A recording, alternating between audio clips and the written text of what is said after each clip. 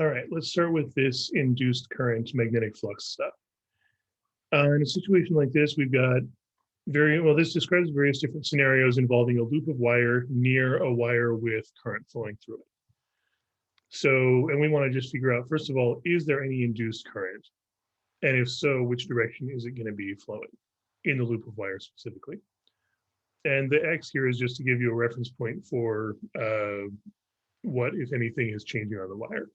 Like for instance, in part B, the fact that the X is in a different location suggests that the wire has rotated, sort of rolled to the side.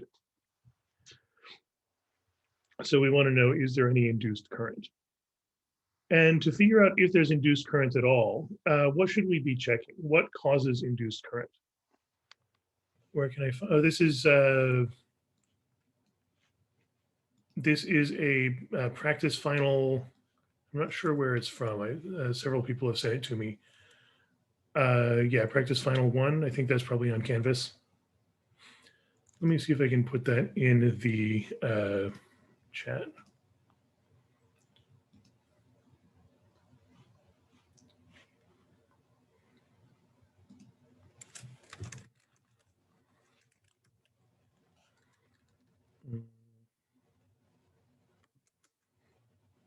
That's probably it.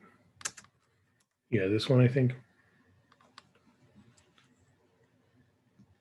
Yeah, so that's in the chat section. So in general, if we want to figure out if there is induced current at all, what do you have to check? What causes induced current to happen?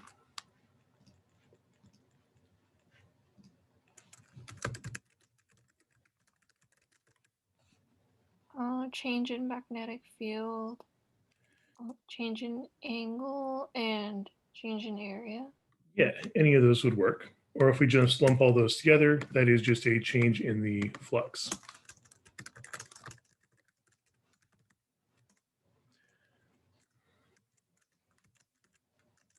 We're looking for a change in the magnetic flux, delta capital Phi. And as you said, that's the area, magnetic field, and the angle. We define flux to be area times magnetic field times cosine of the angle between them. Let me pull up a theta to make this look good. Theta, there it is.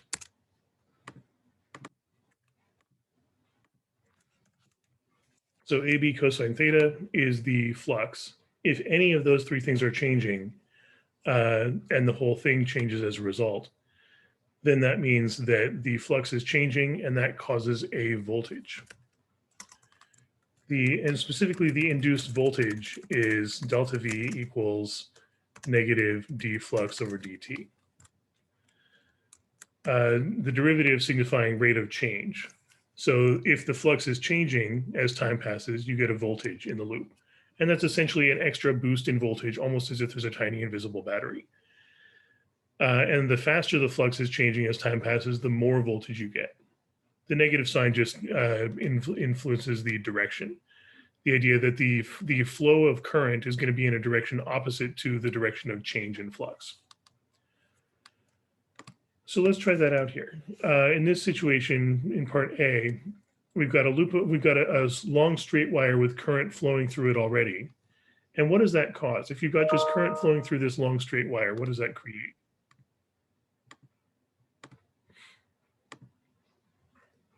Yeah, the current flowing in the long straight wire creates its own magnetic field. And it's going to be magnetic fields circulating in space all around that wire, but we only really care about the magnetic field in the region that we are talking about, the region where the other loop of wire is. So in that region above the main wire, what's the direction of the magnetic field?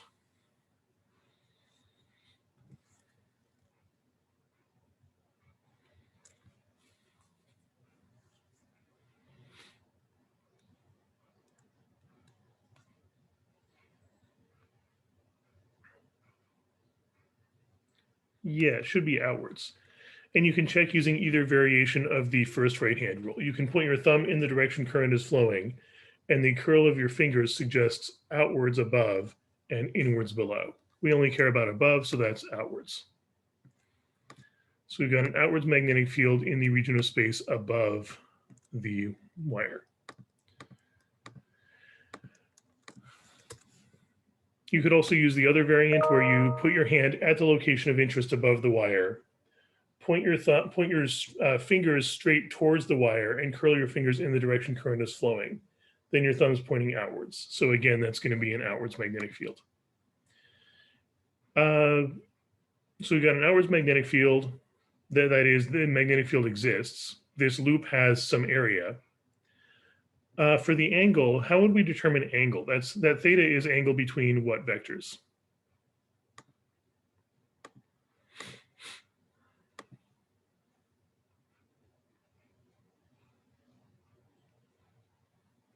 How do we define the angle theta here?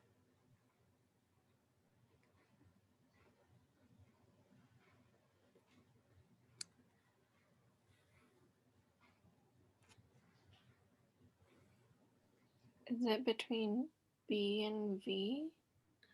Between B and not V in this case, because it doesn't really matter. The speed of the loop doesn't really matter so much, other than determining how much voltage. But it's really the angle between the magnetic field and, yeah, if you treat the area as a vector, and specifically we mean a normal vector there. So I usually think of the theta here as the angle between the normal vector and the magnetic field. So let me make a note of that elsewhere.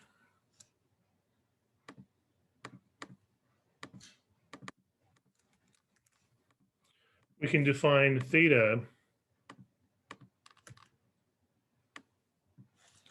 as the angle between the magnetic field vector and the normal vector. Normal vector being a vector perpendicular to the surface.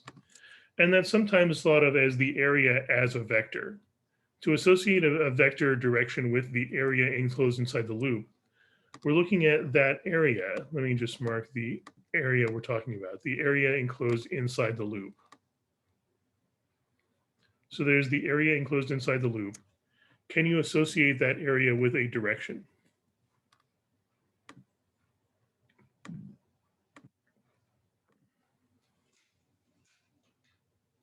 No. The way we usually do that is we make a normal vector, because an area, like if you just got a surface, that surface doesn't really have a clear directionality. It's going this way, this way, this way, this way. It's spreading out in 2 dimensions. But there's a third dimension that is not in the surface, and we can use that to define the direction of the surface. Mathematically, we describe a surface based, like a plane, we describe a plane based on the vector that's perpendicular to it. So what directions would be perpendicular to the surface itself?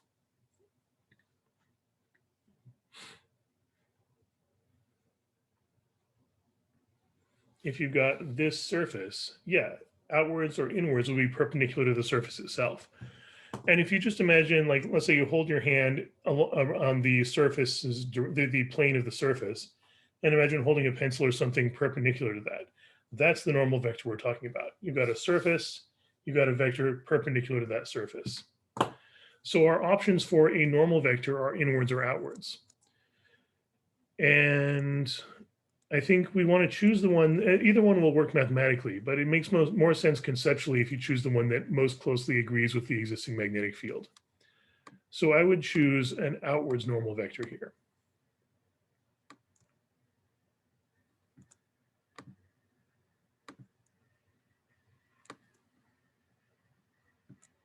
So this would be the normal vector.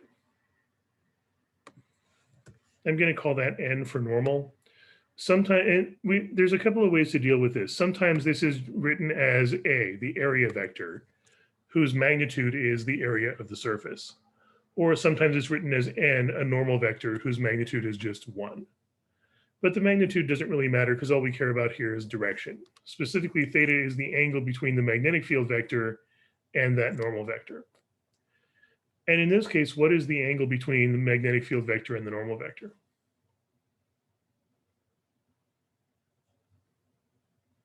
If they're both pointing straight out of the page, what's the angle between those vectors? Yeah, 0. Anytime 2 vectors are pointing in exactly the same direction, the angle between them is 0 degrees.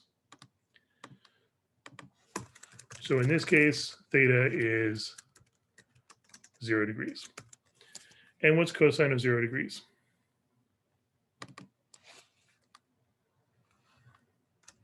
One. Yeah, cosine theta is 1. So flux is really just going to be A times B times 1.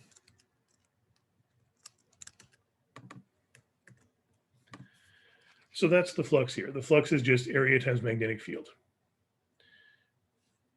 So there is flux, but it doesn't really matter whether there's flux or not. All that matters is flux changing as time passes? And as we go from before to after, is anything happening that would suggest a change in flux?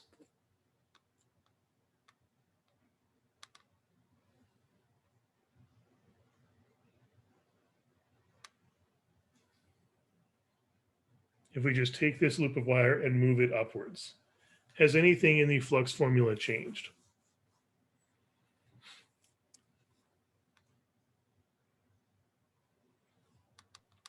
Yeah, the strength of the magnetic field. And why is that? Why would we expect the magnetic field strength to be different? Because it's farther away. Yeah, if we're getting further away from the source wire, the magnetic field is going to be weaker. It's still going to be pointing in the outwards direction. We still have the same direction of magnetic field, but it's going to be weaker. So that's our new magnetic field. Not that the magnetic field has really changed over time. It's just that we're moving the loop of wire to a new location where the magnetic field is weaker. So from the point of view of the loop of wire, the magnetic field is getting weaker as time passes. And note that the effect would be the same if the loop of wire was held still, but the source wire was moved further down. That would also have the same effect because the loop of wire would then be experiencing a weaker magnetic field after time passes. So overall, since the magnetic field has gotten weaker, that means what's happening to flux?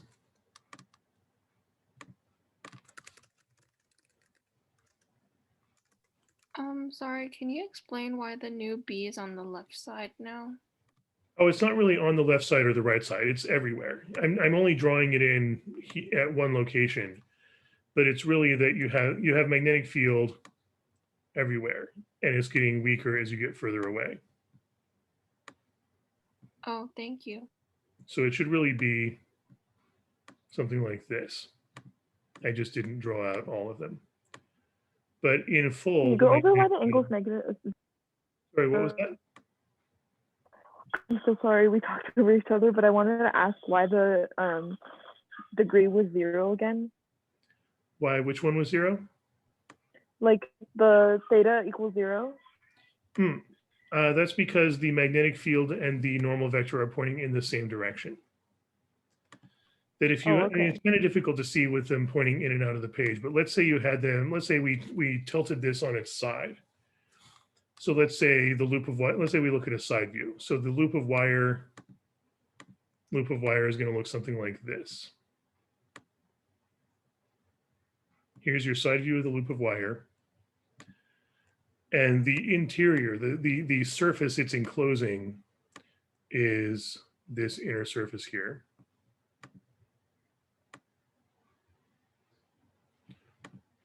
So if you're looking at this side view of a loop of wire, which direction would the normal vector be? Or what are the options? What directions would be perpendicular to this loop?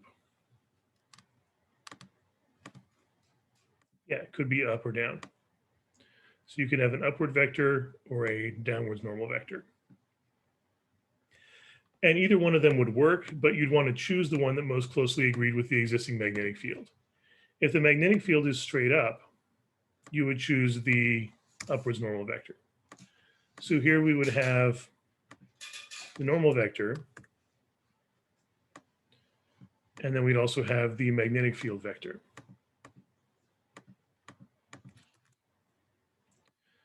So this is the same situation we've been looking at. We're just looking at a side view.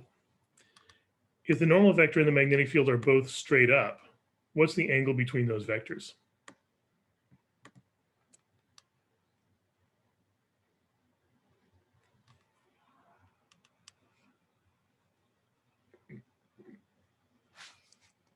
Zero. Yeah, there's no difference in the direction they're pointing. On the other hand, if the magnetic field had been in a different direction, like let's say we have a magnetic field that's on some diagonal like this. In that case, if you measure the angle between the normal vector and the magnetic field, The angle we're talking about would be this angle. So that would be theta in that case. In general, theta is describing the difference in direction between the normal vector's direction and the magnetic field's direction. But if there's no difference, if the normal vector and the magnetic field are pointing in the same direction, then theta is 0. Any questions on that so far?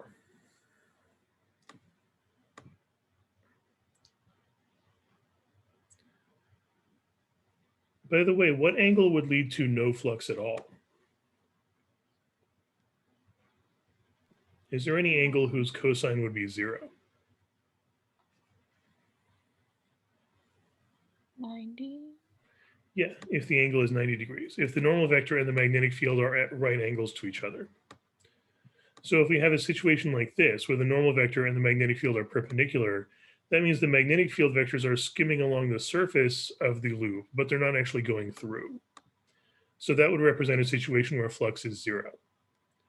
But keep in mind, flux being 0 doesn't mean there's no induced voltage. Induced voltage isn't caused by flux. Induced voltage is caused by flux changing. So even if the flux is 0, you could still have induced voltage if the flux is in the process of changing. Like, let's say the flux has been getting weaker and weaker and weaker and weaker and passes through no flux at all, and then changes to more and more and more flux in the other direction. That's a very large change. So that would involve lots of induced voltage, even though at that instant the flux happens to be 0. But the important thing is the rate of change. Any other questions on that so far?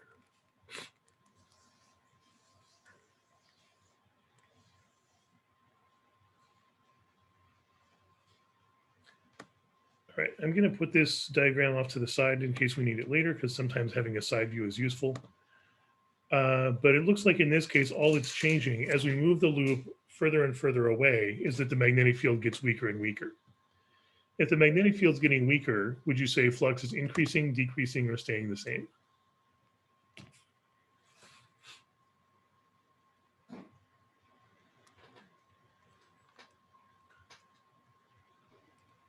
Decreasing. Yeah, flux is decreasing as time passes because we're approaching a weaker magnetic field. So if flux is area times magnetic field and B is getting weaker but A stays the same, then flux is decreasing. We're getting less and less flux. That is definitely a change in flux. Flux is changing as time passes, so that means there will be voltage here. And that voltage causes current to flow. To figure out a direction, it's important to keep in mind that the induced result, the final result of all this, is going to be opposite to the direction of change. And I find it useful to associate flux with the direction of the normal vector. Technically, flux is a scalar, it doesn't have a direction, but it's useful to think of flux as being associated with the direction of the normal vector. So in this case, since the normal vector is outwards, I would think of flux as being the outwards direction. And flux is decreasing. If you've got an outwards vector that's getting weaker and weaker and weaker and weaker, which direction is the change?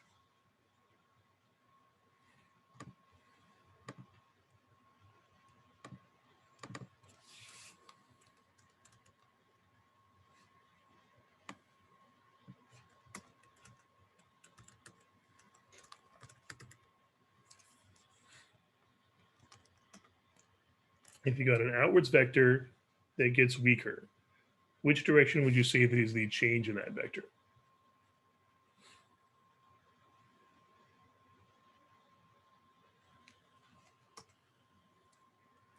Yeah, in the opposite direction. Delta phi is in the inwards direction. In general, if you've got a vector pointing in some direction and it gets weaker, the change is in the direction opposite to that vector. For example, let's say you have an upwards vector. Let's say this is the initial value and it gets weaker. So this is the final value.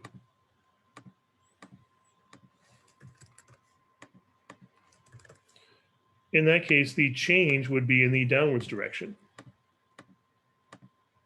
In fact, the change would be this much.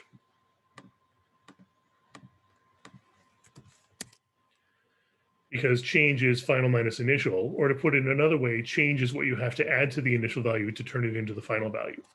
If you've got an upwards vector and you want it to become a weaker upwards vector, you have to add a downwards change to it. Likewise, if you got an outwards vector and you want it to get weaker, you're adding an inwards delta, and you're adding an inwards change. So if you got an outwards vector that's getting weaker, then that means the change in that vector is in the inwards direction. So we've got a decrease in an outwards quantity. That means the change in that quantity is inwards. So that's the direction I would associate with delta flux. The change in flux is in the inwards direction. But this equation, Lenz's law or Faraday's law, the negative sign means that the induced result is in the opposite direction to that. The change in flux is in the inwards direction. So the final induced effect is in the outwards direction. Induced effect is in the direction opposite to the change in flux. So we should expect an outwards induced effect. Any questions on that so far? Sorry, can you please explain again how you got the normal vector, like the direction of it?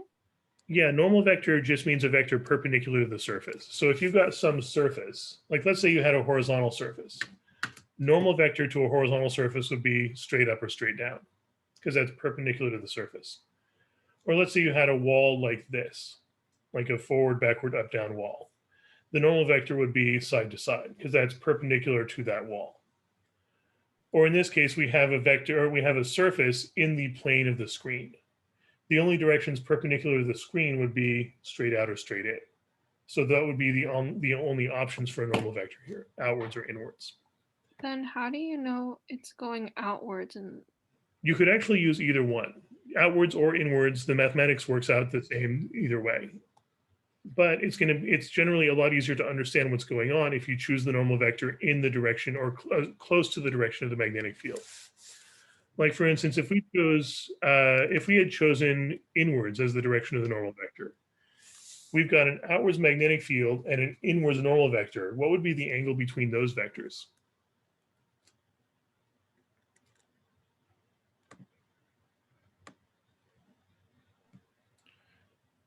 Let me actually go back to the side view.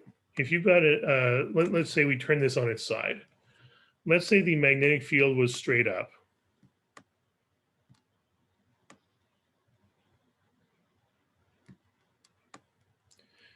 And let's say instead of choosing an upwards normal vector, we chose a downwards normal vector.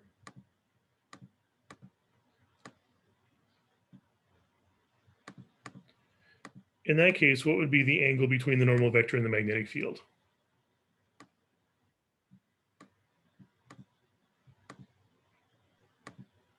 $180? Yeah, that angle would be 180 degrees. And cosine of 180 degrees would be -1. The mathematics would still work out. You just get all these extra negative signs, which end up canceling out. But those negative signs make it a lot more difficult to visually interpret what's going on. So since you've always got these two options for normal vectors, the direction perpendicular this way or perpendicular this way, with two options, I would just always choose the option that most closely aligns with the existing magnetic field. Like Okay. this. In that case, just to make sure that the angle theta is always between 0 and 90 degrees.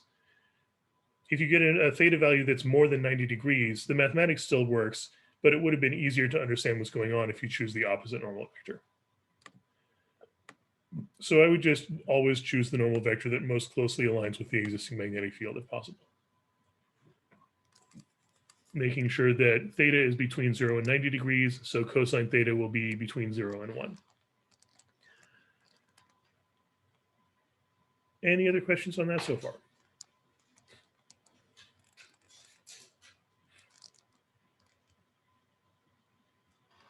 So to recap, we've got the flux is decreasing because we get a weaker and weaker magnetic field. That means the change in flux is in the inwards direction because we're associating the flux with the outwards direction of the normal vector. As that gets weaker and weaker and weaker and weaker, that's a change in the inwards direction. So we've got an inwards change, but Lenz's law says that the induced effect is opposite to that change. So inwards change reversed becomes an outwards induced effect.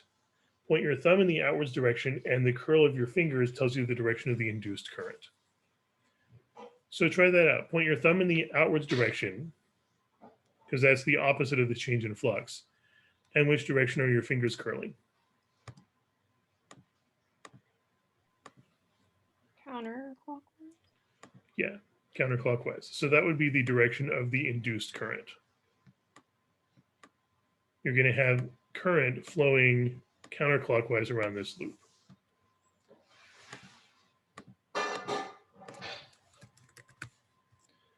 And that current is only going to last as long as you're in the process of moving the loop. As soon as you stop moving the loop, flux is no longer changing, so you get no more induced current. It only lasts as long as the flux is in the process of changing. And the faster the flux is changing, the more current you get, which is why the induced voltage is equal to the derivative of flux. Flux changing faster means you get more voltage, and more voltage means you get faster current flow. Any other questions on that so far?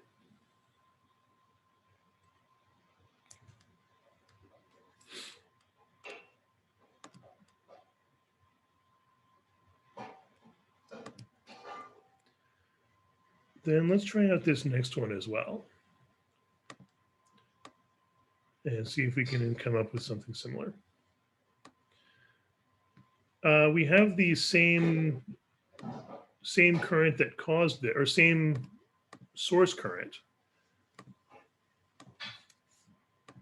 So we can keep the same magnetic field, and we may as well use the same normal vector here.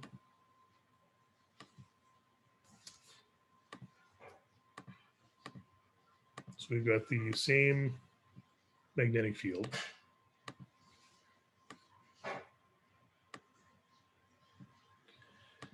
And if we take a look at the after situation, what has changed?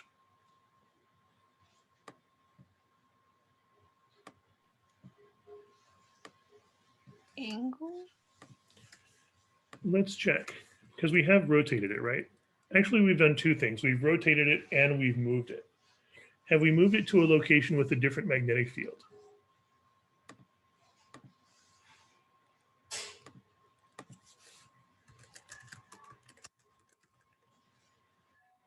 Does this new location further to the right have a different magnetic field? No. Still the same magnetic field, right? So we haven't actually changed the strength of the magnetic field. As for the angle, we started off with an angle of 0 because the normal vector and the magnetic field were in the same direction. But let's check the new result. I'm just going to draw the magnetic field in this location. We still have an outwards magnetic field. And what's the direction of the normal vector here?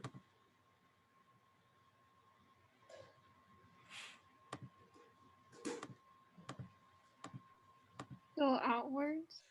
Yeah, we haven't really changed the facing of the loop. We've spun it around its own axis, but that doesn't change the direction of the normal vector.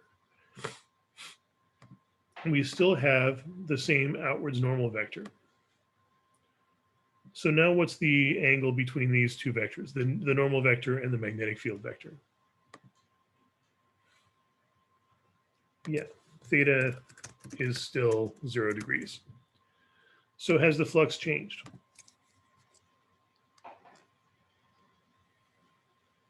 No, no change at all. This motion has not changed the area, has not changed the magnetic field, and has not changed the angle. So the flux overall is not changing. And what does that tell you? No induced current. Right. Flux is not changing. So there's no induced effect at all. No induced voltage, no induced current. Nothing really happens. Because even though there is flux, the flux is not changing during this process. Any questions on that so far?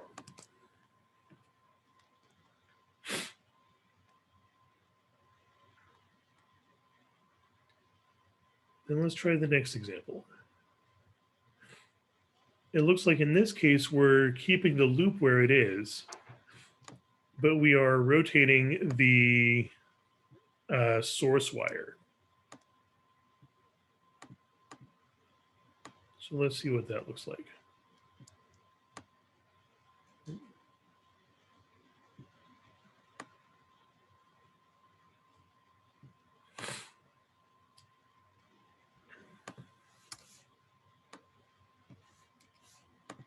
So we're going to keep the normal vector the same because it's not actually moving. But what happens if we rotate the source wire?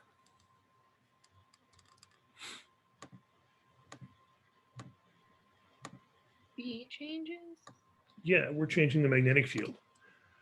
Because if we've got a source current pointing inwards, what's going to be the direction of the new magnetic field it causes?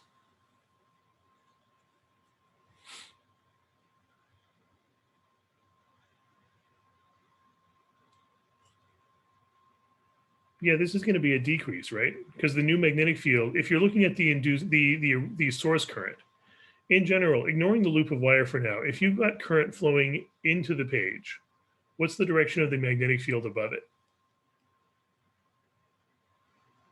Yeah, we're going to get magnetic field to the right. In general, we're going to get magnetic field circulating clockwise around this wire. But all we really care about is the magnetic field directly above. So we're going to have magnetic fields to the right and getting weaker as you get further up. But in this case, if you take a look at the direction, what's the new angle?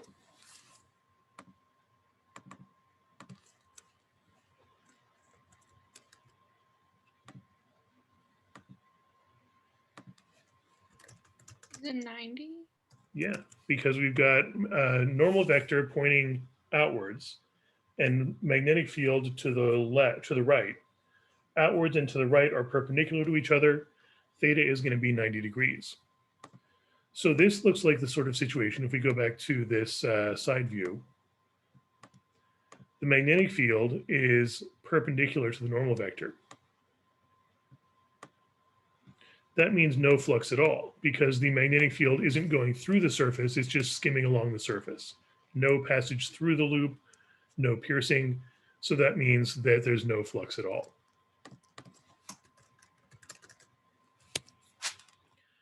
So we actually have gone through a very large change in flux. We've gone from lots of flux to no flux at all. Flux decreases. From large to 0. So this is actually a very large change in flux, so we should expect lots of induced voltage. And to figure out direction, we can go back to the idea that the direction of the induced effect is, again, opposite to the direction of change in flux. Flux is decreasing, and again, you can think of the flux in terms of the normal vector. Normal vector is outwards, but flux is getting weaker and weaker and weaker, so that's a change in which direction.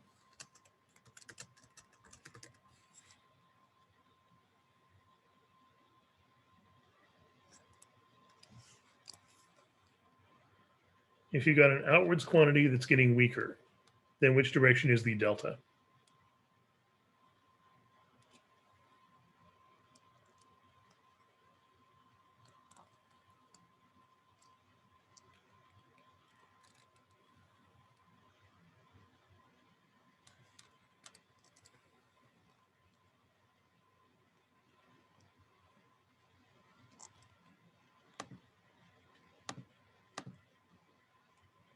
If you have a vector pointing straight towards you, so this arrowhead pointing straight towards you, but that arrow is getting weaker and weaker and weaker and weaker and weaker. Which direction is the change?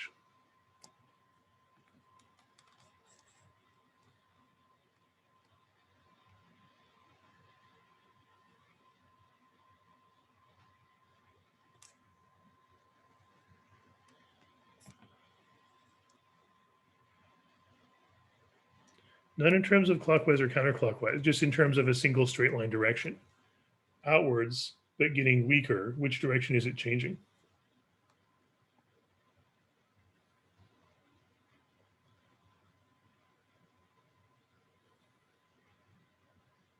Yeah, the change would be inwards. In the same way that if you've got, let's say, a downwards vector that's getting weaker and weaker and weaker and weaker, that's a change in the upwards direction. Or if you've got like a northwards vector that's getting weaker and weaker and weaker and weaker, that's a change in the southwards direction. Likewise, if you've got an outwards vector that's getting weaker and weaker, that's a change in the inwards direction. On the other hand, if you had, say, an outwards vector that was getting stronger, that would be a change in the outwards direction. In this case, though, we've got an outwards vector that's getting weaker. So that means the change is in the inwards direction. And based on the negative sign in Faraday's law, this means that the induced effect will be in the opposite direction, the outwards direction. So once again, using the right-hand rule, we've got the inwards change, but then that inwards change, reverse that, we get an outwards induced effect. Curl the fingers of your hand in that direction, and that suggests which direction of actual current.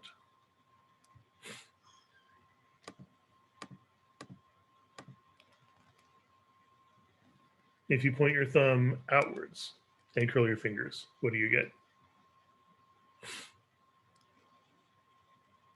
Yeah, that should be counterclockwise.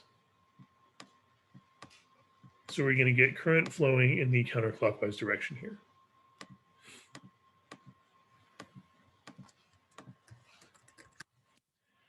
Any questions on that so far?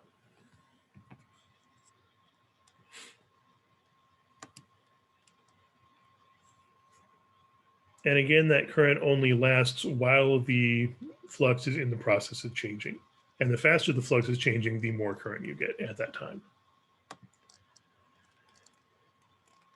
Any other questions on that example so far?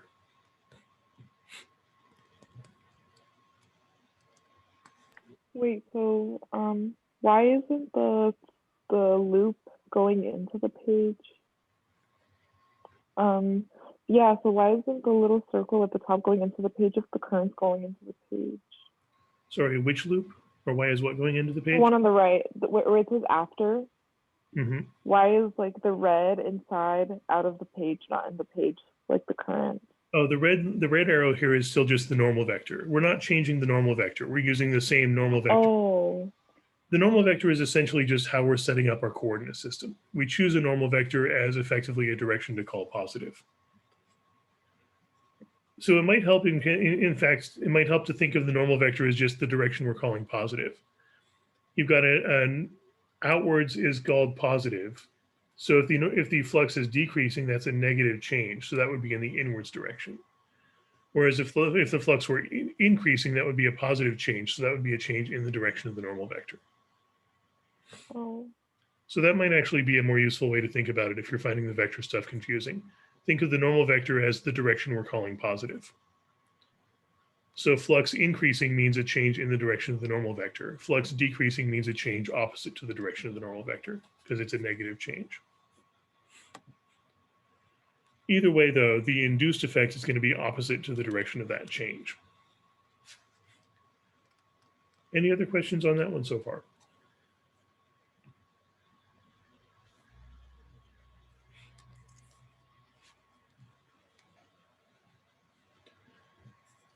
Then I think there's one more example here. Looks like in this case, we've got the same original current, same loop, but what's changing here?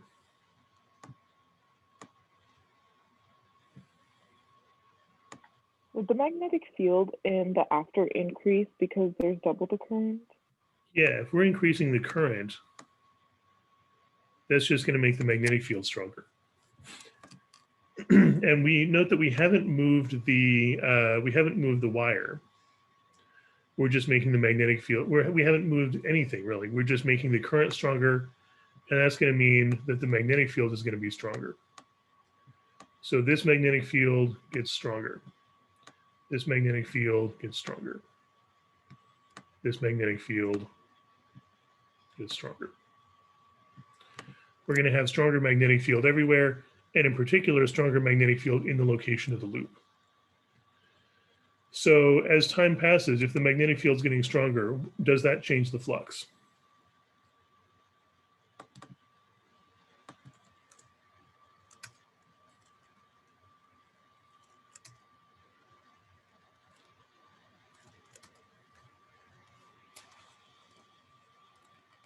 if you're making the magnetic field stronger and keeping everything else the same? What would happen to the flux?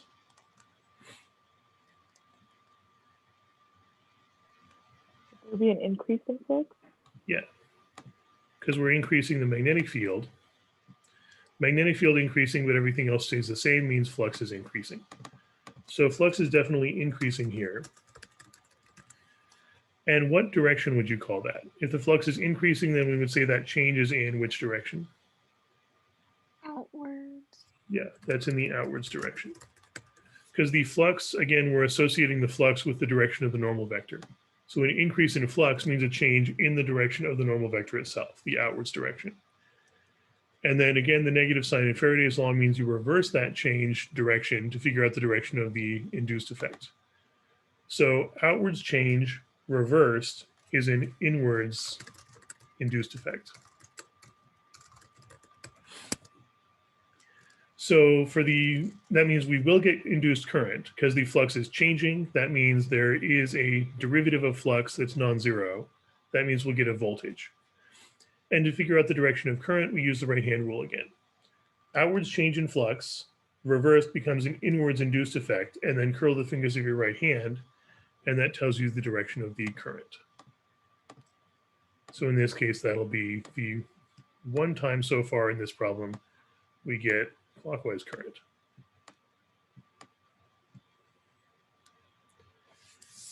Any questions on that? Or any other questions on the magnetic flux and induced current stuff?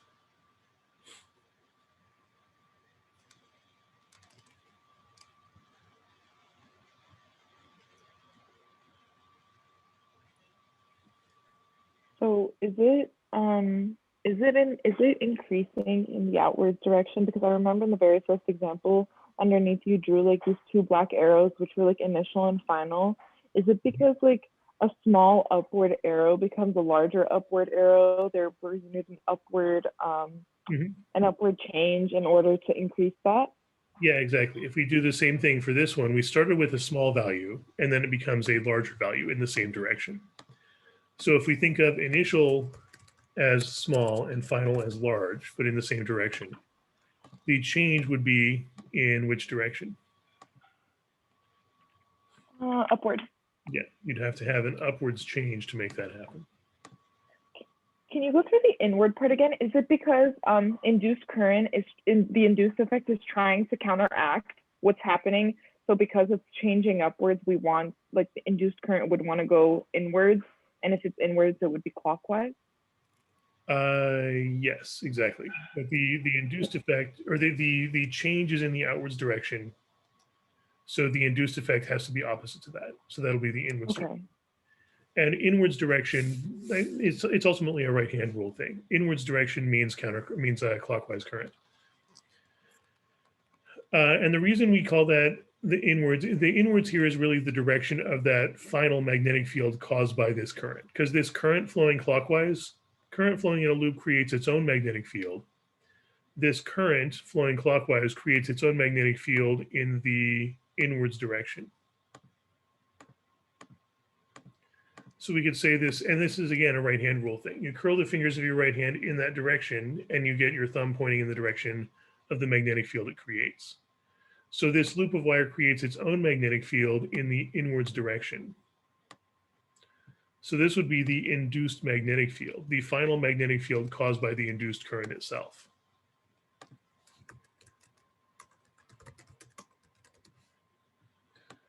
So that's the induced magnetic field. And that's pointing in a direction opposite to the change that created it in the first place. The change is in the outwards direction because this outwards magnetic field is getting stronger. So that causes current to flow in a direction that creates its own magnetic field that's opposite to the change that caused it in the first place. And this is ultimately a conservation of energy thing. If the induced effect was in the same direction as the change that caused it, those changes would be building on each other and you'd be getting energy from nowhere. The induced effect being opposite to the change is really just a conservation of energy thing, that it's acting opposite to the change that caused it rather than reinforcing the change that caused it. In the same sense that, for instance, let's say you've got a spring and you stretch the spring. The spring doesn't exert an outwards force to make it stretch even more. The spring exerts an inward force trying to counteract the pull you just applied. This is a very similar phenomenon. I mean, physically, it's very different. This is not a spring, but it's the same idea that the reaction to some sort of change is a push back in the opposite direction from the change. It's a restorative force, you might say, or at least a restorative effect. It's not exactly a force, it's more of a voltage, but it's still a restorative effect trying to push back towards the way things were, or trying to counteract, not fully counteracting the change in the sense that the change doesn't happen, but the resulting effect is opposite to the direction of the change that caused it in the first place. Any other questions on that?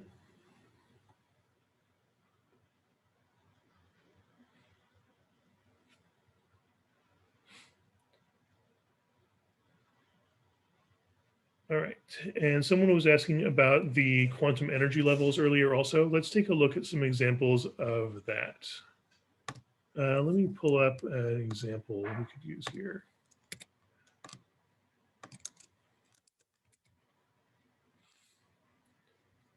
I've actually got two examples that I think might be useful. Let me pull this up.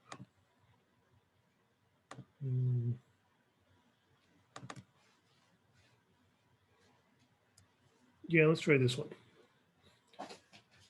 Is this visible? Can you see this practice quiz?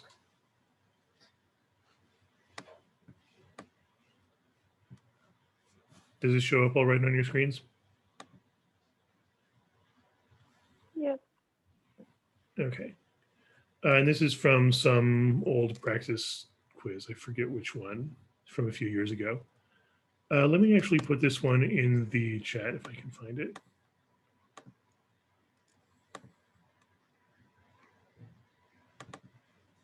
If I can remember which one it was.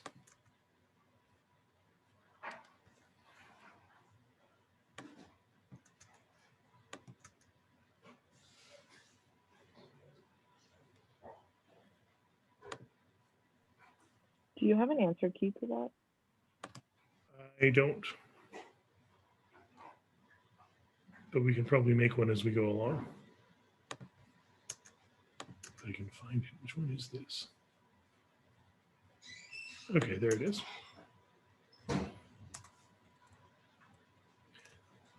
So this is, I put this in the chat. This is the one that we're looking at the moment. This one says we've got an electron on this, it says a very thin straight molecule, but essentially what this means is the electron is confined to a one-dimensional region. You could even think of this as like a long thin pipe or a long narrow box. So it can move back and forth, but it can't leave the molecule. And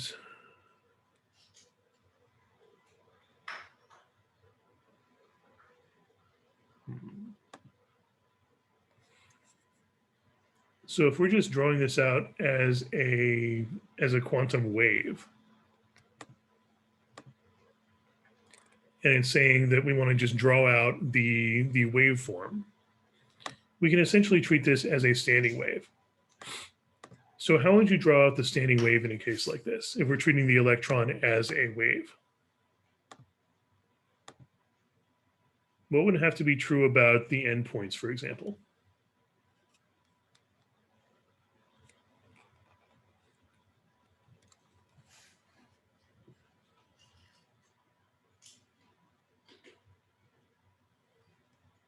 If it's between two walls, would it be fixed? Yeah, two fixed ends? So those are going to have to be nodes. And physically, the reason for this is that the wave essentially represents probability. If you've got a high point on the wave, well, high point or a low point, if you've got an antinode, large oscillations, that represents a location of high probability where it's very likely for the electron to be found. And this is what part B is talking about. Where is it most likely and least likely for the electron to be found? In the quantum wave, a large oscillation means there's high probability that the particle is there. The particle's location is kind of random, that the particle could be anywhere in this region. But locations where there's large oscillation of the quantum wave means high probability that the particle is there. You could sort of say that what's oscillating here, like for instance, in a sound wave, air pressure is oscillating. In a ripple on a pond, the height of the surface of water is oscillating. In the electron wave, you could say that probability itself is oscillating, that a large oscillation means a high probability that the particle is there. A small oscillation means a low probability that the particle is there. And no oscillation at all means there's zero probability that the particle is there. We know the particle is in this box. So what would be the probability that the particle is outside the box?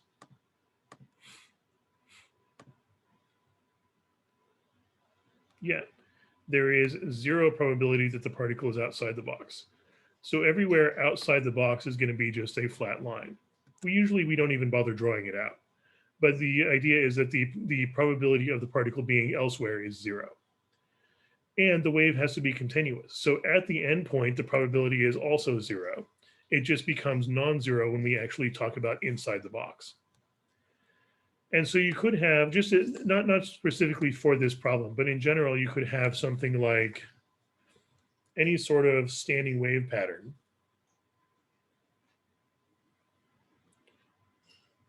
As long as it starts and ends at a node. So this would be one example, not the one that part A is talking about, but this would be one example of a quantum waveform, a standing wave in this region that has nodes on the ends. And within that region, any point that's a node would be impossible to find the particle at exactly that location. Any antinode, you're going to find it very likely for the particle to be at that location. So if you take a measurement of this, like if you actually perform this experiment, you're going to find the electron at one location, but it's going to be most likely to be at one of the antinodes or near one of the antinodes. And if you perform this experiment many times, you're going to get lots of locations. Like let's say you have some sort of chemically treated film that makes a dot of a certain color when an electron hits it. You perform the experiment and you get a dot where the electron hits. You perform the experiment again, you get another dot. And then again, you get another dot and another one, another one, another one. And you're going to find that you get clustering of dots in certain regions. So you're going to end up with this film which has lots of dots in certain locations or near certain locations. Those locations where you get lots of electron impacts, those are the antinodes or near the antinodes. And then there are going to be some gaps where you get no electrons hitting at all or very few electrons. Those are near the nodes. And of course, if you just look at a single electron hitting the film, you don't really notice the pattern. But overall, the pattern that forms over many electron strikes is based on the probabilities here. That regions that are antinodes in the quantum wave, those are regions where there's a high probability of the particle being. Regions that are nodes, those are low probabilities. It's very unlikely for the particle to happen to be at that location. So this dot pattern of the actual places where the electron strikes, that tends to form this probabilistic pattern where you get lots of clustering near the antinodes and almost nothing near the nodes. Any questions on that so far?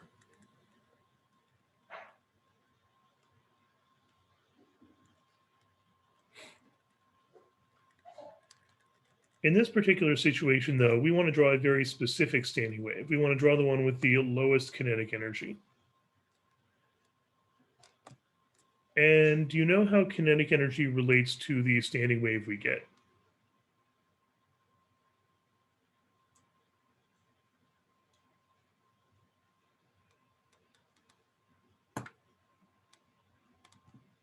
Or do you have any formulas relating those together?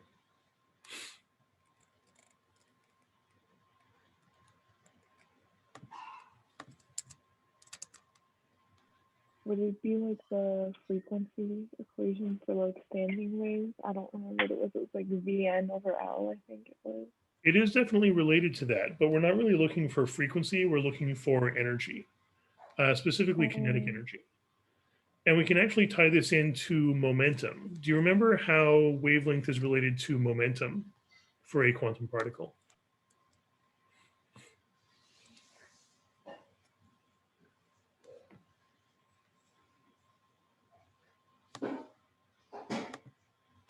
Have you seen the idea of the de Broglie equation? Would it be like lambda equals h over momentum? Yeah. The idea is that the particle, I mean, if you treat it as a particle, it's got momentum, but it also technically has a quantum wavelength equal to Planck's constant divided by the momentum. Or you could rearrange that. If you solve for momentum, you get h over lambda.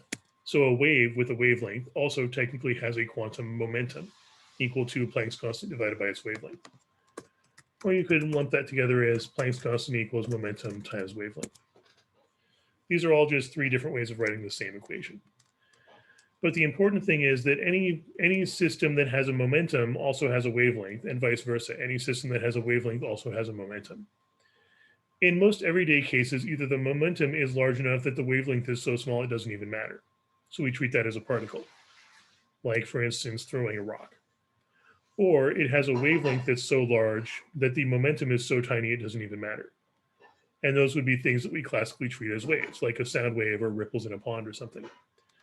But on the very small scale, you've got systems where the momentum and wavelength are both reasonably sized enough to make a difference.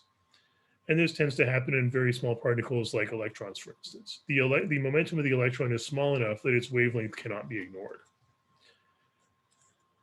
So if we know the momentum, we could find the wavelength, or if we know the wavelength, we could find the momentum. In the case of the standing wave, since it's confined to this limited region, wavelength can be calculated. And since it's a standing wave, I find it useful to look at it in terms of half wavelengths. Like if you take a look at a half wavelength, for instance, from node to node, that would be a half wavelength. Node to node, that's another half wavelength. Each one of these humps is half a wavelength. So it looks like you got 1, 2, 3, 4, 5. So that's 5 half wavelengths. But it doesn't have to be 5. It could be any whole number of half wavelengths.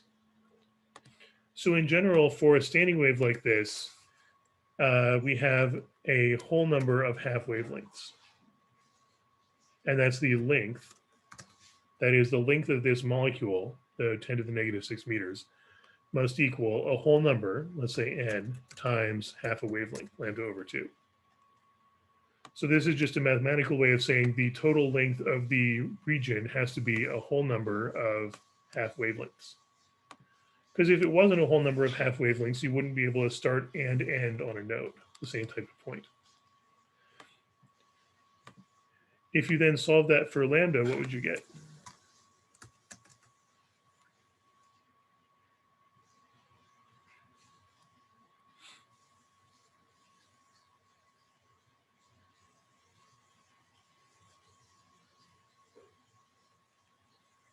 How would you isolate lambda there?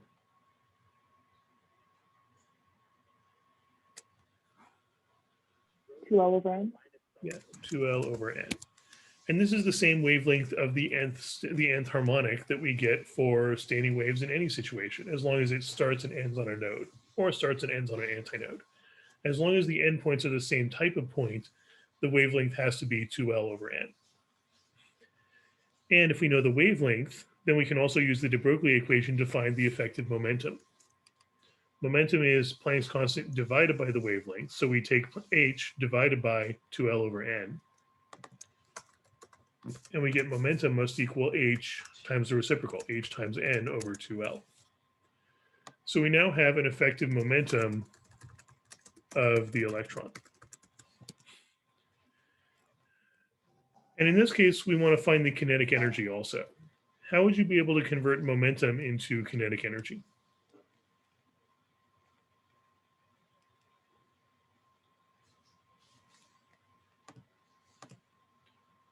What's our usual expression for kinetic energy? Half mv squared. Yeah, half of m times v squared, or just mv squared over 2.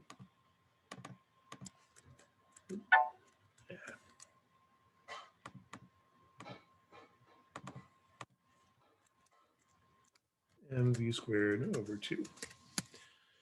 Is there any way we could write that in terms of momentum instead of in terms of mass and velocity? So momentum is mv, so it would be like p and then times v over 2. We could certainly write it as momentum times speed over 2. The problem is that relies on speed, which is going to be changing. It'd be more convenient if we could write it in terms of momentum and mass, because the mass of an electron is a constant value that we can look up.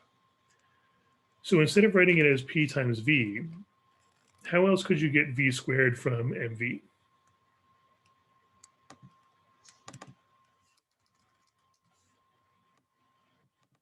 What would you get if you just squared both sides of that? P squared equals what? M squared v squared. Yeah, P squared equals M squared V squared. And that gives us the V squared we need. It also gives us too much M though. We don't want M squared, we just want M. So what else could you do with that?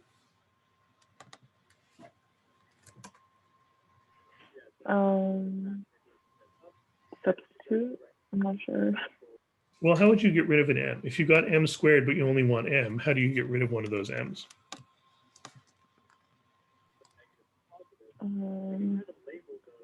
You cancel them out. Well, what operation though? If you got M times M, what's the opposite of multiplying by M? And would get us back to M, but would also get rid of the squared on the V. And we don't want divide. That. Yeah, if we just divide by mass, P squared divided by mass equals M squared V squared divided by M. That cancels out one of the M's. So momentum squared divided by mass gives us the MV squared we need. And of course, we still need to divide it by 2, but that's easy enough. We just divide by 2m, and we get mv squared over 2.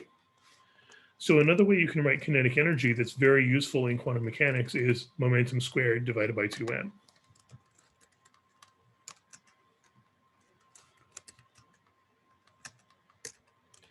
In fact, that's so useful in quantum mechanics that in quantum, we usually just treat this as the definition of kinetic energy.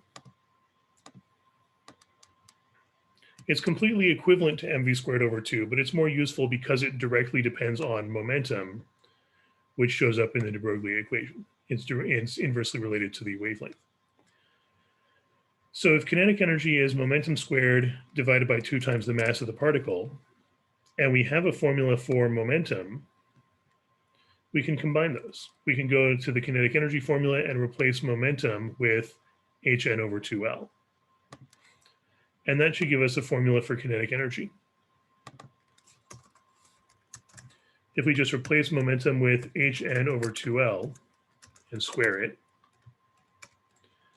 and then divide by twice the mass.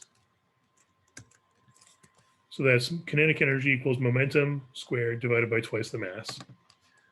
And we can simplify that, just square everything in the parentheses, h squared, n squared, divided by, then 2L squared becomes 4L squared. That also gets multiplied by the 2m from the denominator already. The 2 and the 4 can combine to 8. So we get 8ml squared in the denominator. So this is a formula we can actually use for the kinetic energy. The kinetic energy of the particle in a box in its nth state is h squared n squared divided by 8ml squared, where h is Planck's constant, universal constant, n is the quantum state. N is just which harmonic we're talking about. So for instance, the one we've drawn would be n equals 5, because that's 5 half wavelengths. M is the mass of the particle, and L is the length of the box it's confined in. So we can use that as the kinetic energy. Anytime you've got a particle in a one-dimensional box, this formula should work.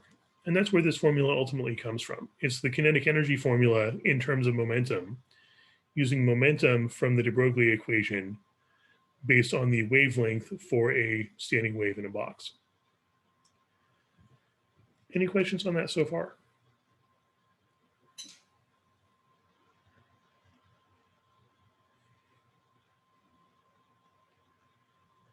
And H, M, and L are all going to be constants. We've got Planck's constant, which is universal. We've got m, which is the mass of the electron. We've got L, which is the 10 to the negative 6 meters length of the box. But n can change. N is the quantum state. It's talking about which harmonic or which standing wave we're dealing with. So if you want the lowest kinetic energy, would you want n to be large or small?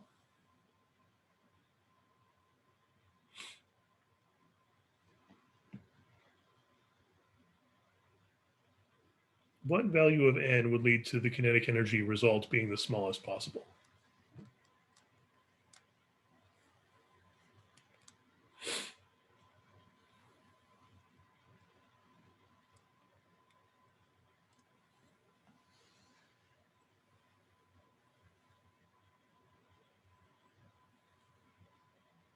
If n can be any whole number, what whole number in the numerator here would lead to kinetic energy being the lowest possible? Yeah, n equals 1. So for the lowest kinetic energy, we want the n equals 1 state, the n equals 1 harmonic. And then for the second lowest, we just go to the next available n value, which would be n equals 2. So, and of course, n could be any whole number. But in this case, if we're specifically looking for the lowest and second lowest kinetic energies, we want n equals 1 and n equals 2. N equals 1 would usually be called the ground state. That's the lowest possible energy. And then n equals 2 would be the first excited state. It's the very next one up above the ground state. So let's try drawing those. Of course, this one won't work as we have it drawn so far because this is the n equals 5 state. If we want the n equals 1 state, what would that look like? Would there be one node and two antinodes? Yeah, or other way around, because we've got nodes at the ends. Oh, one antinode and yeah, sorry. Yeah, exactly. We've got to have nodes at the ends. And the simplest standing wave we can draw is the one with the single antinode in between. So that's just going to look like this.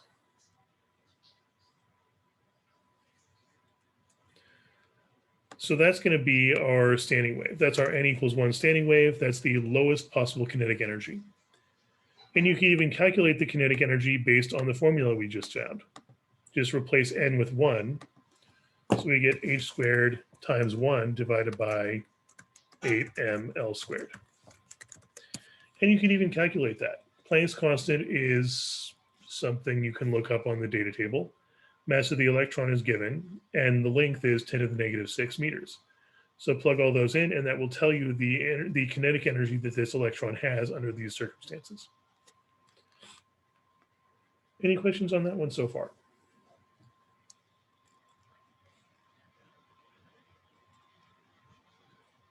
And based on the idea that this is a probability wave, what location would you say the electron is most likely to be found in? In the middle? Yeah, the middle, the antinode right there, that's the highest probability. So if you measure the electron's location, it's most likely to be in the middle or somewhere near the middle. And of course, you get the most informative results if you repeat the experiment many times. And if you repeat the experiment many times, you'll get a lot of clustering near the middle and maybe a few further out. But most of the electron strikes are going to be very close to the middle because that's where it's the highest probability of happening. Any questions on that so far?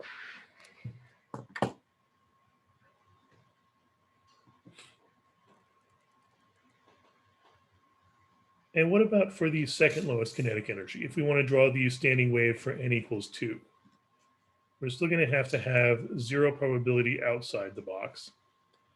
But what would it look like inside the box? Yeah, we're going to have 2 antinodes because we can make it just a little bit more complicated by adding in one more. We've got to have we still got to have nodes on the ends. We can put in one more node exactly halfway between, and then antinodes between those. So something like this. This would be the n equals 2 case. And then we could use the exact same formula, only difference being now n would be 2. So fill that in, we get h squared times 2 squared, so that'll be 4h squared divided by 8ml squared.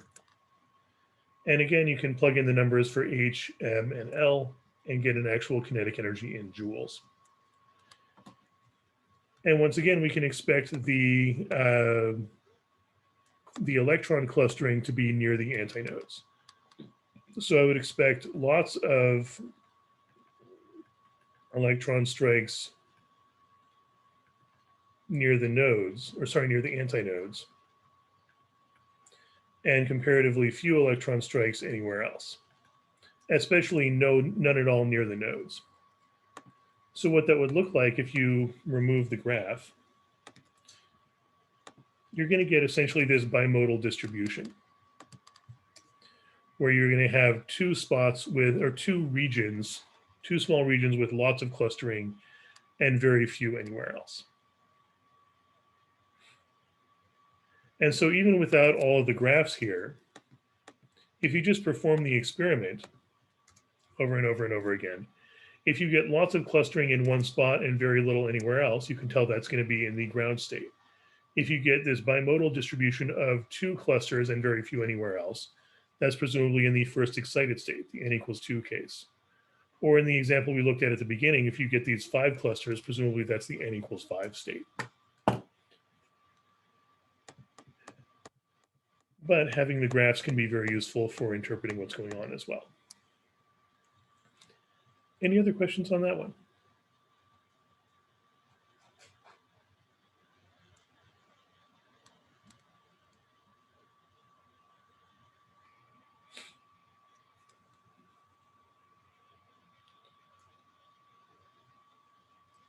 And generally this formula, this h squared n squared over 8ml squared, that works anytime you've got this particle in a one-dimensional box. If you've got a particle like an electron, for instance, confined to this long, narrow, effectively one-dimensional region and forming a standing wave, this formula should always work for its kinetic energy. But that's only for this specific situation. For other situations, what are some other quantum systems you've seen that would have different formulas for energy?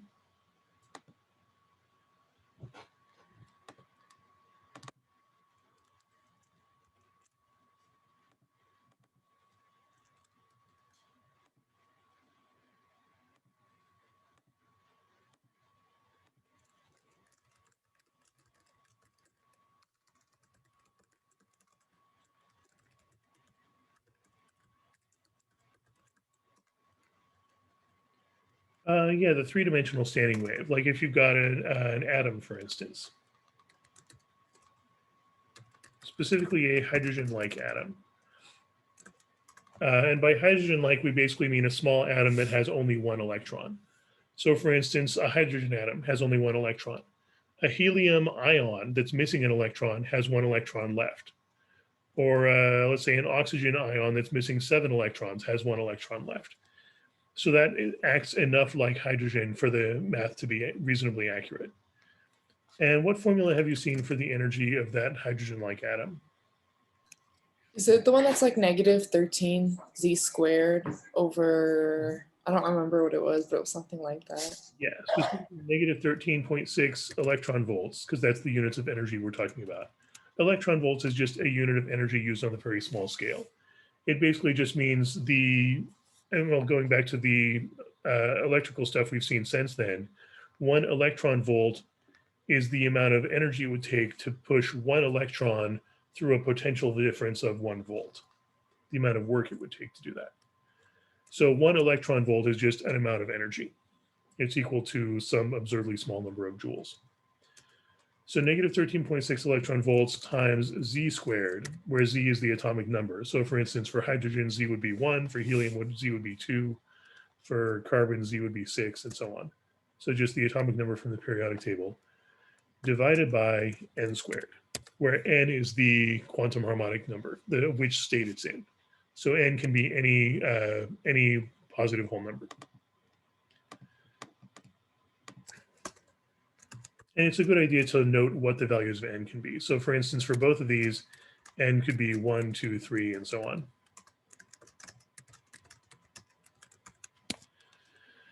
So you would use this formula anytime you're dealing with an entire atom, but specifically an atom that's only got one electron left. So an atom that is behaving sufficiently similar to hydrogen.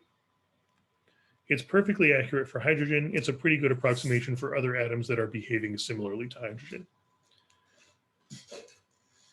Any other formulas you've seen so far?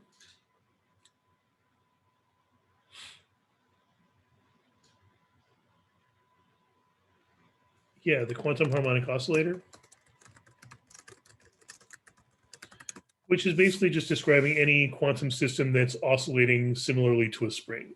For instance, if you've got two atoms that are bonded together and are oscillating back and forth, like the Lennard-Jones potential energy stuff we saw way back in 7A. And what was the formula you were using for that one?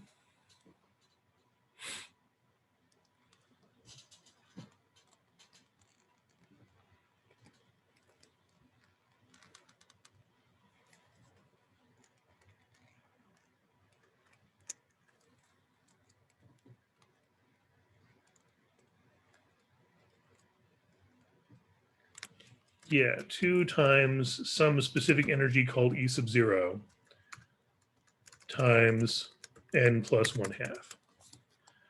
Where in this case, and the way this equation is set up, n actually starts at 0. So n can be 0, 1, 2, 3, and so on. The other two, n equals 0, doesn't really work. And what n means basically varies from situation to situation. So different equations can use n to mean different things. The first two equations use n to mean a positive whole number. The third equation, the quantum harmonic oscillator, uses n to mean 0 or a positive whole number. In fact, if you plug in 0 here, you can get, like, what do you get if you plug in 0 for n? What would this turn into? Just E naught. Yeah, you just get E naught. Or what if you plug in 1 for n?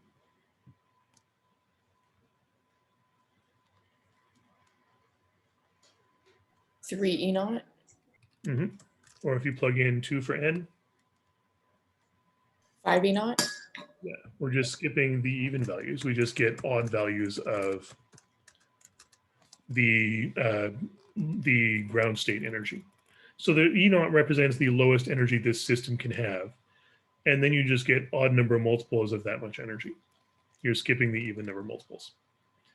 So that's really all this formula is saying. It looks kind of complicated, but it's just a fancy way of saying odd number multiples of this same value. In fact, I think it might be easier to interpret this if you distribute the 2 to both of these terms and say E naught times 2 times n plus 2 times 1/2. So this is literally just saying baseline energy times any odd number. So that might be an easier way to interpret that. In fact, I'm not really sure why they don't just write it like this in the first place. It really is just E naught times any odd number. Any questions on that so far?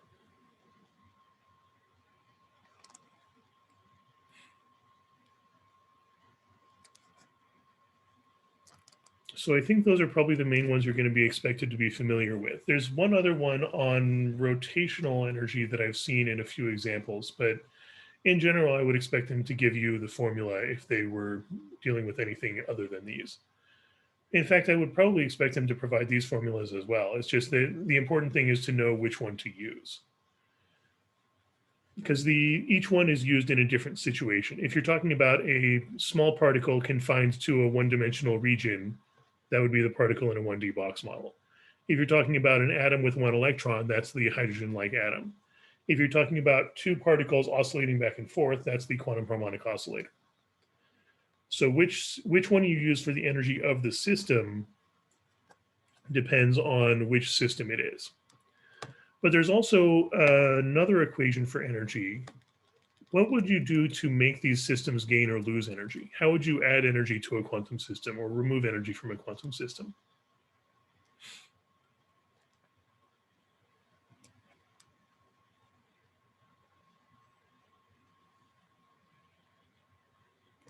Like, let's say you've got this particle in a box in the lowest kinetic energy state, and you want to bump it up to the next kinetic energy state from n equals 1 to n equals 2.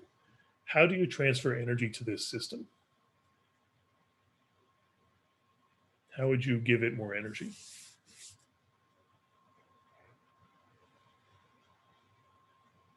Or what would be the carrier of that energy?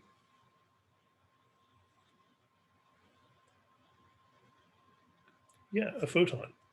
A photon, a discrete packet of light, this tiny, tiny bit of, basically the smallest a piece of light can be. The photon is the carrier of energy here. The quantum system is able to gain energy by absorbing a photon that passes by. The quantum system loses energy by spitting out a photon that carries the energy it's losing.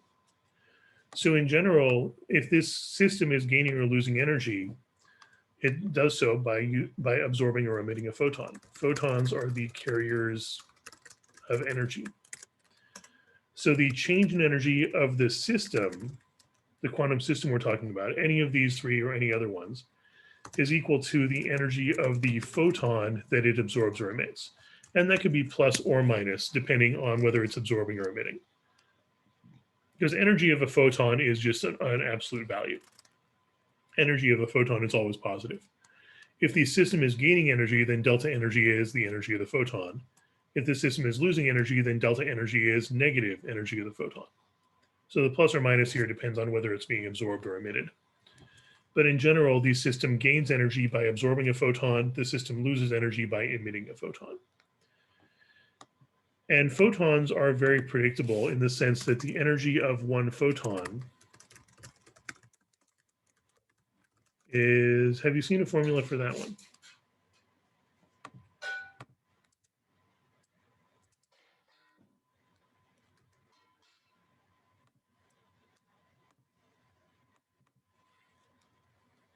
What does the energy per photon depend on?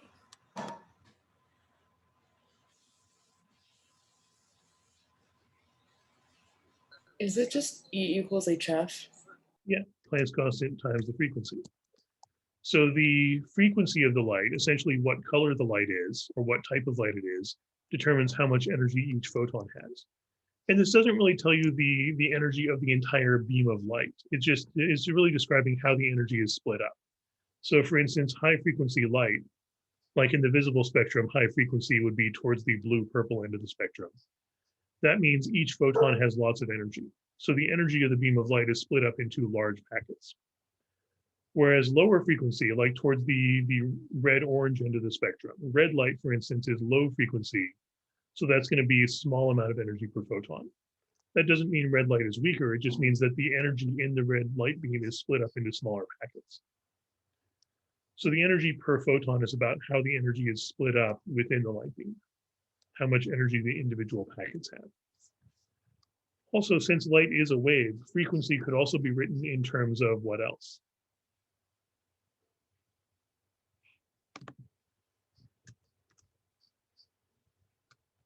What's another way of relating the frequency to, let's say, the wavelength? Because usually we describe colors of light in terms of their wavelength. Yeah, frequency can be written as speed over wavelength, so we can replace frequency with speed of light over wavelength. So hc over lambda, that's Planck's constant times the speed of light divided by the wavelength. And that's often more useful because usually what we care about is not the frequency of the light, but the wavelength of the light. Color spectrum is usually labeled in frequencies. Like we might label these colors like 500 nanometers, 600 nanometers, 700 nanometers. That's usually the information you're going to see on a color spectrum. Also, H times C shows up often enough that that's usually just treated as one single constant, Hc, which is what, 1,240 electron volt nanometers, I think.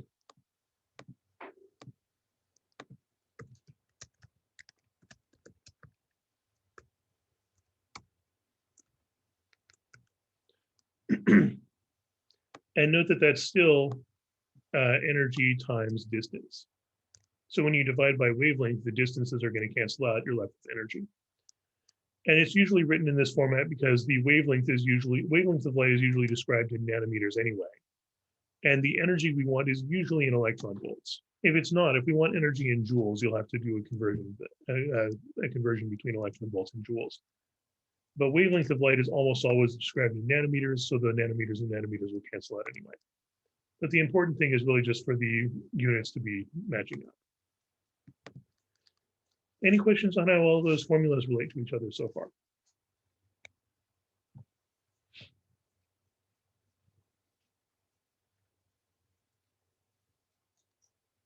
And really the crucial thing about any of these quantum systems, I mean, the reason they're called quantum in the first place, or quantized, is that the energy can only be in these specific values. The in-between values don't work.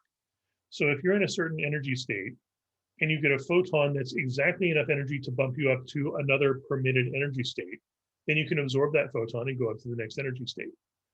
But if you get a photon that only will take you, let's say, halfway to the next energy state, you can't do that. You can't absorb a photon that will take you to a non-permitted energy state. So that means that a quantum system can only absorb certain wavelengths of photons, certain colors of light that give it exactly the right amount of energy to go up to another permitted energy state. The in-between values do not work, so the in-between wavelengths don't get absorbed. They just pass right through. Any other questions on these equations or how to use them so far?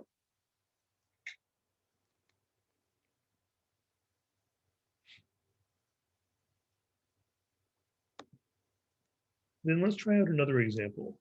I think this is going to be a good example here. We've got cold helium gas, and we're shining a laser on it. We're assuming the electrons are in the lowest allowed energy state. And we know the energy levels and the frequency of the laser. Also, we have, in this case, it tells us the energy levels. This chart is basically a way of showing what the allowed energy levels are. If we didn't have that chart, though, we'd have to calculate these ourselves. And of these, which one of these formulas do you think would make the most sense in this context? What sort of system are we talking about?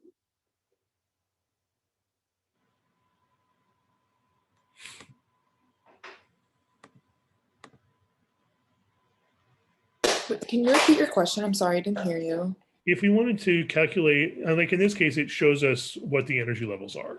So we don't actually have to calculate those, they're already provided. But if we didn't have that, if we needed to calculate these from scratch, which one of these formulas would be most useful for finding the energy levels of helium? Would we do the hydrogen-like atom, even though it's not hydrogen, like it's pretty close? Yeah, as long as it's, I mean, like I said earlier, this formula for a hydrogen-like atom, it's only perfectly accurate for hydrogen. But other small atoms are going to be close enough that this is a good approximation. Not going to be exact, but it's going to be a pretty close approximation. So if you wanted to calculate these energy levels from scratch, if this chart were not already provided, you'd be using this formula, where Z would be what value here? 2. Yeah, Z would be 2, because helium is the second element on the periodic table, 2 protons. So if you wanted to calculate these, you would take energy equals negative 13.6 EV times 2 squared, which is 4, divided by n squared. And then you could try various different n values. For instance, if n equals 1, then you just take 13.6 times 4 divided by 1, which is just going to be 54.4. So negative 54.4 electron volts. And then for n equals 2, you'd plug in 2. So you'd have negative 13.6 times 4 divided by 4. The 4's cancel out. You get negative 13.6. Then n equals 3. You take negative 13.6 times 4 divided by 3 squared, so divided by 9, and get about negative 6.04. And so on. So you could try various n values. And what I would do in a case like this is make a chart like this one. So you've got essentially an energy axis.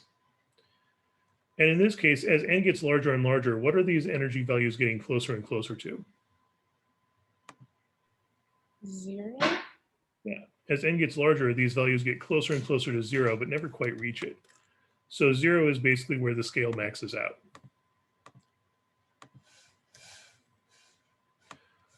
So what I would do in a case like this, if you didn't already have a chart, I would make your own chart by writing out the energy levels, at least the first few of them, and then just marking these on the graph.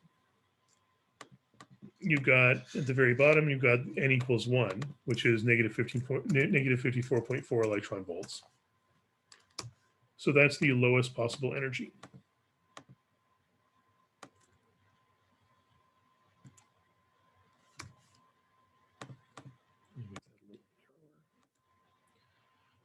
So that's the lowest possible energy. And then negative 13.6 is the next lowest, so that'll be up here. And then negative 6.04 electron volts would be the next lowest, and so on. And you want to make this pretty close to scale if you can. In fact, it's sometimes useful to just mark like numbers like they have here, so you can mark them more to scale. But this is useful because it gives you an idea, and we mark maybe a few more. Those are getting closer together as you get closer to 0. And having them marked off like this makes it much easier to figure out the changes. Like if you wanted to go from, let's say, the n equals 2 state to the n equals 3 state, having a diagram like this makes it much easier to see how much the energy is changing. Or maybe you go from n equals 2 to n equals 4. So you could gain this much energy, or you could gain this much energy, or you could gain this much energy going to the n equals 5 state. So a chart like this often makes it much easier to see how much energy can be gained or how much energy can be lost based on the state you're starting in. Any questions on a chart like that so far?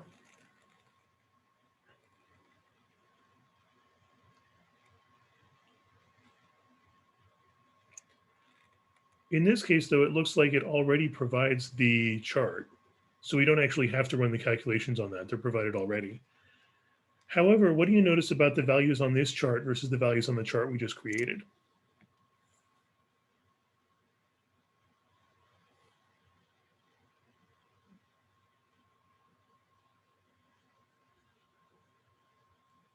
Do those match up? Do those fit the calculations we just did?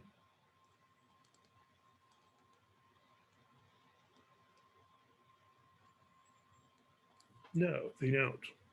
We had the calculation we did with the hydrogen-like atom put n equals 1 at negative 54.4 electron volts. But in the chart that's provided, it looks like the lowest energy is somewhere around negative 24.5 electron volts, and then jumps up to about almost negative 5, as opposed to negative 13.6.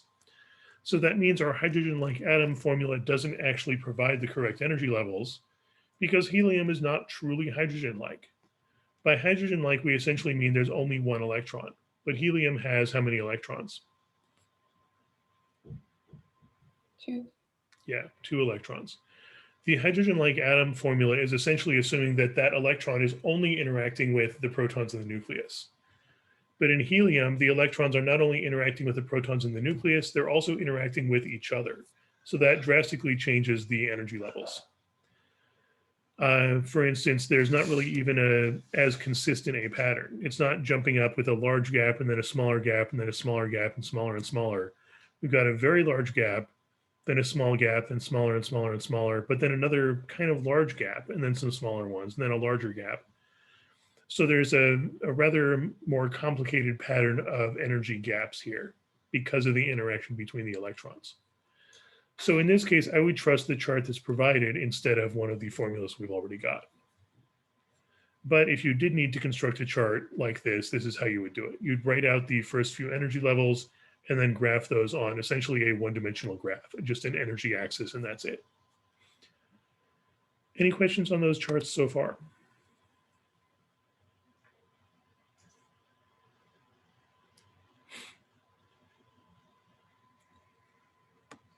So let's try making use of the provided chart, since we've got it. It tells us that the helium is cold, so we can assume the electrons are in the lowest allowed energy state. So let's mark that on the graph. We're assuming we are starting in the lowest allowed energy state. That's this one way down here. So that'll be our initial energy, our initial state. And then what are we doing to these helium atoms?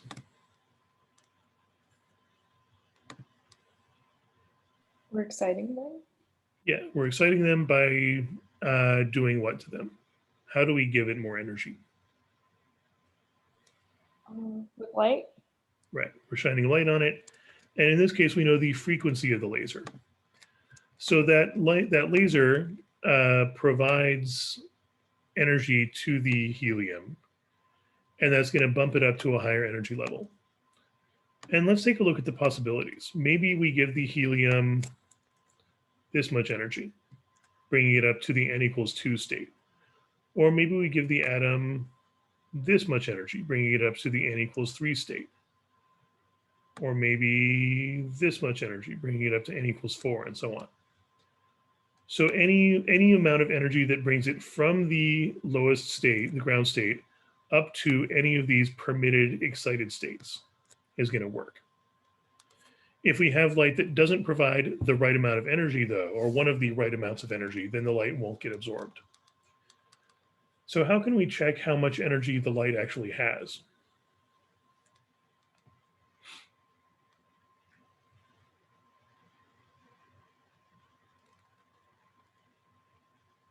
Could we check the frequency that we have?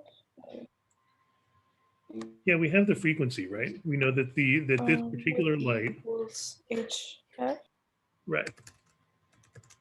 We know this light has frequency equals 2.4 times 10 to the 15 hertz. And so we can plug that into H times F.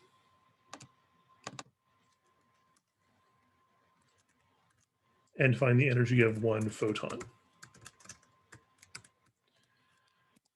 The problem with that approach, I think, though, is it's going to need some more unit conversions, because H times F, that Planck's constant times frequency, that will ultimately give us energy in joules, because Planck's constant is measured in joules per second. Seconds and hertz cancel out, so we'll get joules. Is the energy chart we have measured in joules? No, it's measured in EV, so we'd have to convert something. Yeah, we'd have to run a unit conversion there, converting joules to electron volts. Or alternatively, we could use HC over lambda using 1240 electron volt nanometers as HC. Either way works. But of course, that's going to require finding the wavelength, which is going to be, I mean, it seems kind of like extra steps, because the C over lambda just converts it back to frequency anyway. But let's try out the unit conversion here. The idea of electron volts is that 1 electron volt literally just means charge of 1 electron times 1 volt. And we can look that up. I guess I should say that's absolute value of charge of 1 electron times 1 volt. So charge of 1 electron is what, 10 to the negative, check up on that. Charge of 1 electron.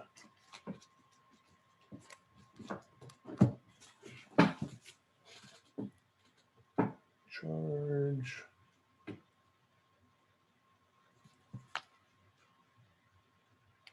There we go. Is that it?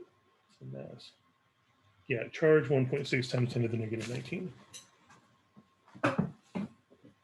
So 1.6 times 10 to the negative 19 coulombs. That's the charge of 1 electron as an absolute value. And then 1 volt. Anyone remember how we defined a volt in the first place?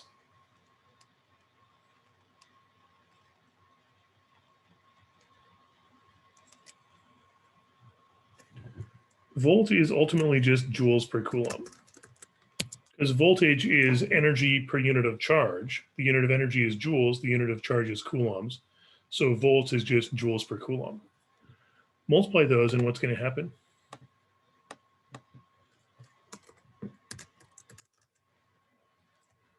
We'll cancel out and then we'll just get joules. Exactly. So 1 electron volt is 1.6 times 10 to the negative 19 joules. Essentially, it's the number of coulombs in an electron, but in joules instead of coulombs. So that's one EV, 1.6 times 10 to the negative 19 joules. So I think what we can do here is find the energy of that one photon in joules, then use this conversion factor to convert it into electron volts and see what happens. So let's try that. Energy of one photon, Planck's constant times the frequency. Anyone happen to know what Planck's constant is?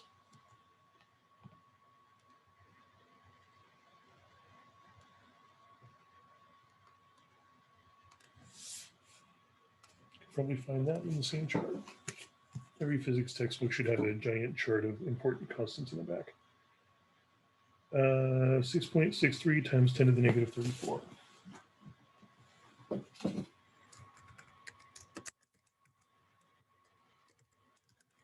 And that's joules seconds. So that's Planck's constant times the frequency, which is 2.4 times 10 to the 15 hertz. And hertz literally just means cycles per second or 1/seconds. So we can multiply those, the 6.63 times 2.4 would be 15.9. And then 10 to the negative 34 times 10 to the 15, we can just add the exponents and get 10 to the, what, negative 19 joules. So 15.9 times 10 to the negative 19 joules, or let's round that off to about 16 times 10 to the negative 19 joules. And I'm going to leave that in units of 10 to the negative 19 joules because I'm noticing that compares very nicely with electron volts. 16 times 10 to the negative 19 joules is going to be how many electron volts?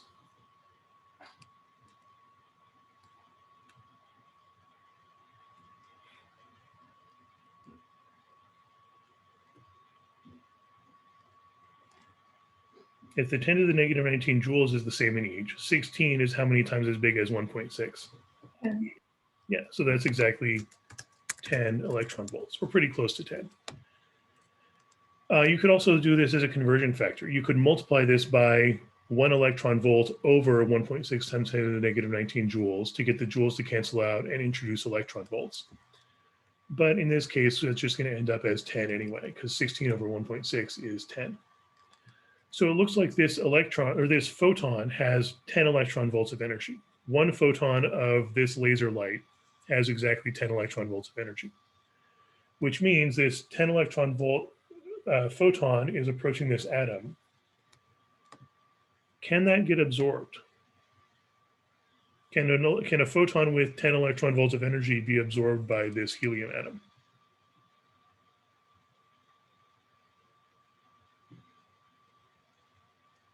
That is, can this atom gain 10 electron volts of energy? It can. How much, or where would it end up at? If we're starting at negative 24.5, right? It wouldn't reach it wouldn't be able to reach -5 electron volts then. Yeah, So I don't think it'd be enough. if we add exactly 10 electron volts from this photon, negative 24.5 plus 10 would get us up to negative 14.5. Is that an energy state that this atom is allowed to be in? No. That doesn't work. There's no energy state here that it can exist in. So if the photon can't provide enough energy to get it to a permitted energy state, then this doesn't happen. This photon just does not get absorbed. It just passes through the helium gas without getting absorbed at all. So we could say that the helium gas is transparent to this wavelength of light. This wavelength of light just passes right through it.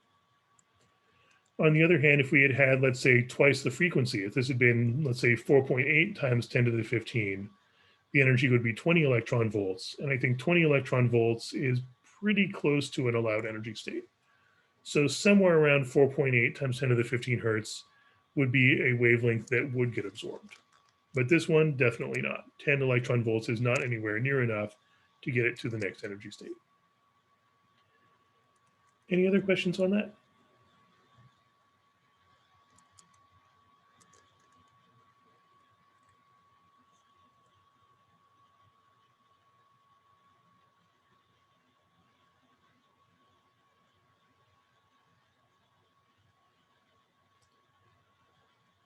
All right, that's all we got for now, but I will have more office hours throughout the week. I'll post the hours and the schedule and link on Mathon and ChooseOn.org as usual. So good luck on finals, and I will see you later.